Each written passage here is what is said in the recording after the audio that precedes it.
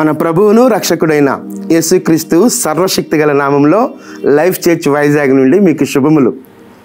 ఎలా ఉన్నారు?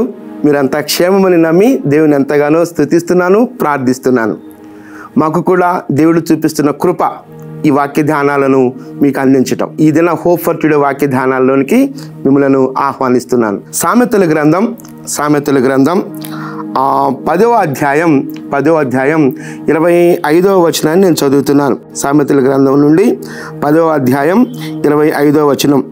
సుడిగాలి వీచగా భక్తిహీనుడు లేకపోయెను, నీతిమంతుడు నిత్యము నిలుచు కట్టడవలే ఉన్నాడు. సుడిగాలి వీచగా భక్తిహీనుడు లేకపోయెను, నీతిమంతుడు నిత్యము నిలుచు కట్టడవలే ఉన్నాడు. సుడిగాలి వీచింది, భక్తిహీనుడు కనబడలేదు. అయితే నీతిమంతుడు నిత్యము నిలుచు కట్టడవలే ఉన్నాడు అని సామెతల గ్రంథంలో మనం చూసాం. ఆ మాటను మనం గమనించాం.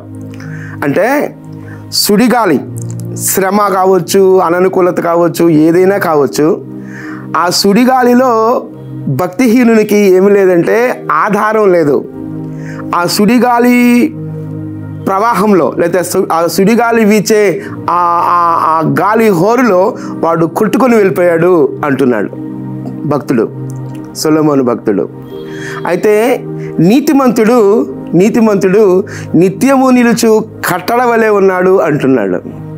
నీతిమంతునికి భక్తిహీనునికి వ్యత్యాసం ఏంటి అని అంటే, ఆ భక్తిహీనునికి ఒక హోప్ లేదు, ఒక ఆధారం లేదు, దేనిని పట్టుకొని నిలవబడాలో అనేటువంటి ఒక ఆధారం లేదు భక్తిహీనునికి. అందుకే ఆ గాలి వడిలో కొట్టుకొని వెళ్ళిపోయాడు అని చెప్తున్నాడు.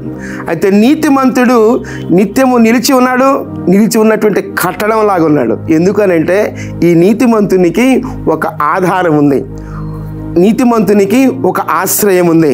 దానిని బట్టే వాడు నిలవబడ్డాడు.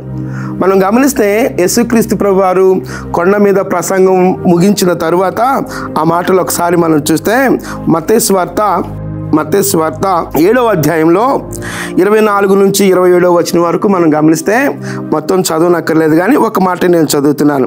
కాబట్టి ఈ నా మాటలు విని వాటి చొప్పున చేయు ప్రతివాడు బండ మీద తన ఇల్లు కట్టుకొనిన బుద్ధిమంతుని పోలి ఉన్నాడు.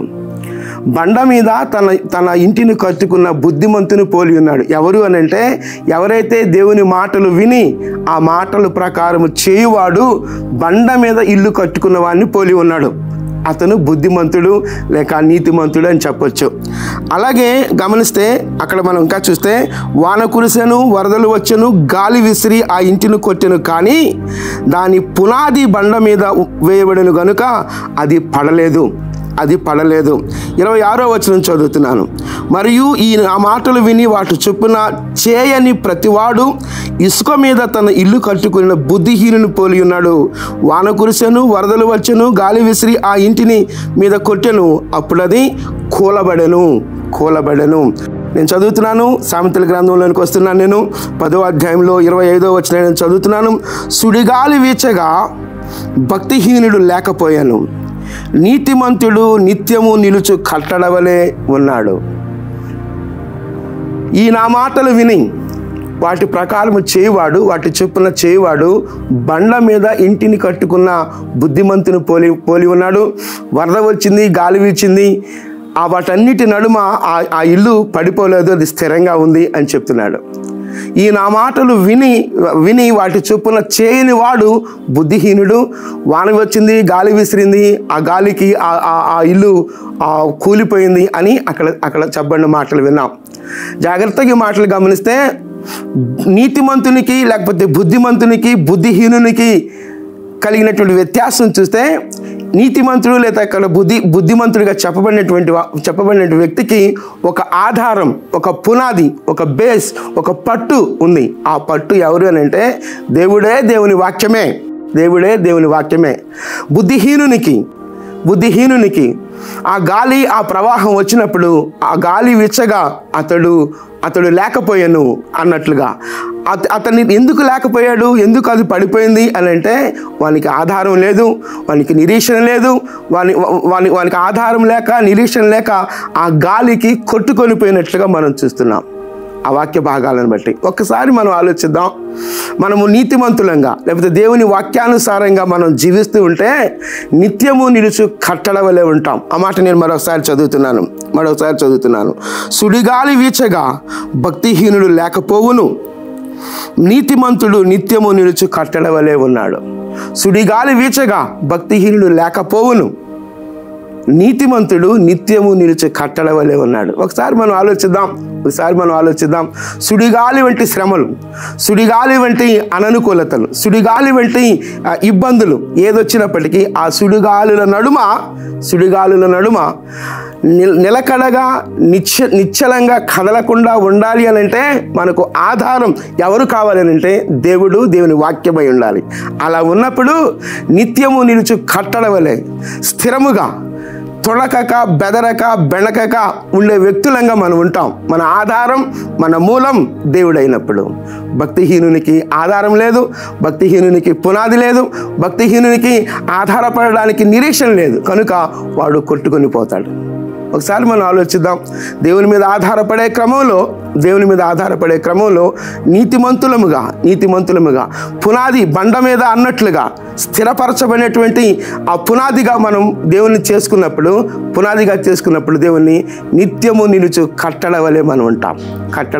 అది వానైనా, వరదైనా, గాలైనా, ఎలాంటి శ్రమపరిచే పరిస్థితులు వచ్చినప్పటికీ ఆ పరిస్థితుల నడుమ కృంగిపోము, కొట్టుకొనిపోము, లేకపోతే బెదరం. కారణం ఏంటంటే నీ పునాది క్రీస్తు, నీకు ఆధారం క్రీస్తు, నీ నిరీక్షణ క్రీస్తు. కనుక ఎలాంటి పరిస్థితులు ఎదురవుతున్నప్పటికీ ఆ పరిస్థితుల్లో దేవా నా ఆధారం నీవు, నిన్ను మాత్రమే పట్టుకొని నీ మీద మాత్రమే ఆధారపడి ఈ పరిస్థితుల్లో నేను స్థిరంగా నిలవబడగలిగే కృప నాకు అనుగ్రహించు ప్రభువా అని ప్రార్థించేద్దామా? చిన్న ప్రార్థన చేస్తాను.